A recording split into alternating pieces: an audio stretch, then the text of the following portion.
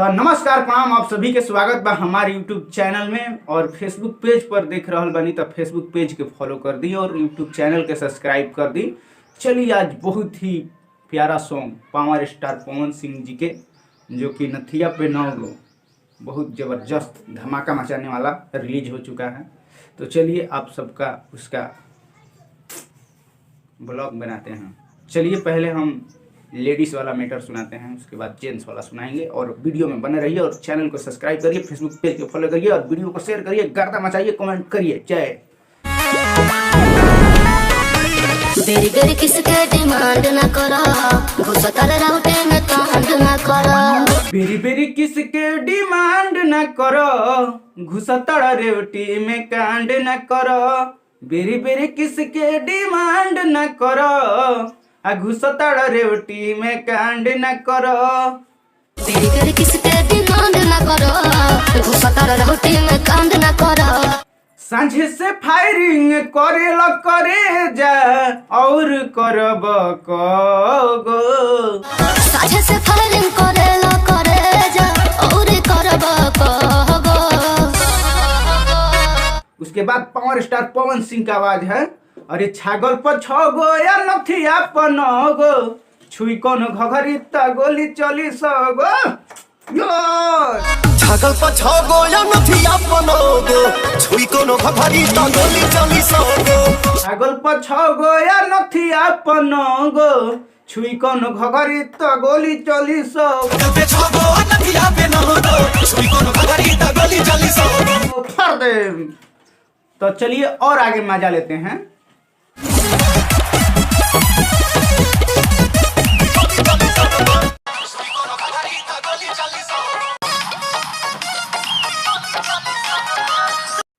ले के payment Bobby को डॉक्यूमेंट हो, लिखो है ऑर्डर पे ऑर्डर।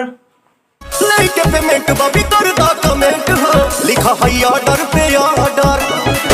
ले के पेमेंट बॉबी को डॉक्यूमेंट हो, लिखो है ऑर्डर पे ऑर्डर। दादी दादी गोली तू तो छेद कल टेंट हो, भाई समियाना बाबा। दागी दागी गोली कोइला टेंट छेदे छेद हो, भइल बसा मनवा भगदड़। लेके पेमेंट बॉबी कर डॉक्यूमेंट हो, लिखा है ऑर्डर पे ऑर्डर। सॉरी, वही जो गा रहे हैं लड़की।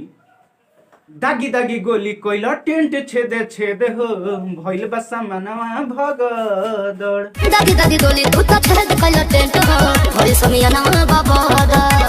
करो न काम के अमाउंट करे जा, ले लो न चुमा चाही जोगो। करो न काम के अमाउंट करे जा, ले लो तू चुमा चाही जोगो। छागल पर 6 गो या नथिया पर 9 गो, छुई कोनो घघरी त गोली चली 100 गो।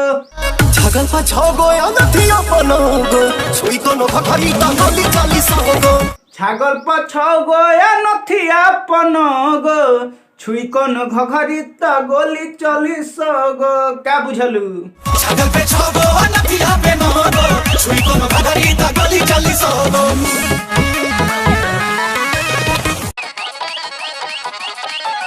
सुधा कर सूदी पगा के खुश क के मन हो, ले लो यारा के सारा धन हो। सुधा कर सुदी पवा के खुश क के मन हो, ले यारा के सारा धन हो। दया निधिया मुररिया के खुश क के मन हो, ले लो अगर संडा के धन हो। नाचे के मन न करे पवन हो, अब हम जाए तो भवन हो। नाचे के मन नहीं करे पवन हो, अब होने जाए दो भवन हो। हरे बिकिया दीपकवा के खुश क के मन हो, ले यारा के सारा धन हो। नाचे के मन न करे पवन हो, अब हम जाए तो भवन हो। पूरा बरतिया में चलती तोहार बा, हमारो पूरा द तले तल हो। पूरा बरतिया में चलती तोहार बा, हमरो पूरा द तले तल। छागल पर 6 गो या नथिया पर 9 गो, छुई कोनो घघरी त गोली चली 100 गो। छागल पर 6 गो या नथिया पर 9 गो, छुई कोनो घघरी त गोली चली 100 गो। छागल पर 6 गो या नथिया पर 9 गो, छुई कोनो घघरी त गोली चली 100 गो। छागल पे 6 गो नथिया पे 9 गो, कोनो भगाई ता गोली चली सो तो नमस्कार प्रणाम, आप सभी को वीडियो अच्छा लगा होगा तो आप सब लोग प्यारा सा कमेंट कर दीजिए और एक शेयर और चैनल को सब्सक्राइब। जय भोजपुरी, जय बिहार।